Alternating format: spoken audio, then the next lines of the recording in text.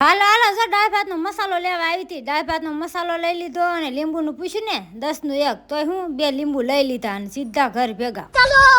નરેશ કારખાનેથી આવ્યા ને તો પહેલી વાર ખુશીએ કાક માંગ્યો. અરે પપ્પા મને પૈસા દો. અરે મારી ખુશીએ પહેલી વાર પૈસા માંગ્યા. પાછા નરેશ એમ પૂછતા હતા તે કોની જેવું માથું વળ્યું છે? ઈ કે મારા મમ્મી જેવું. મારા મમ્મી વળે ને એવું મેં વળ્યું છે.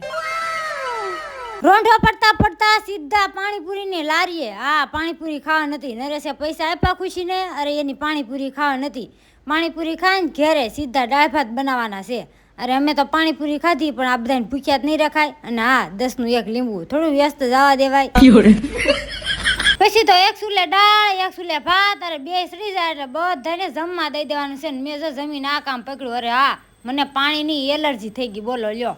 અરે હા વેલા બાપુની તિથિમાં સબસ્ક્રાઈબર મળ્યા હતા ને એનો વિડીયો મૂકતા ભૂલી ગઈ. પછી હું શીકુની લારી આવી ગઈ. શીકુ લઈ લીધા. અરે જ્યુસ બનાવવાનું છે. તા તો આવી ગયા સતુરભાઈની.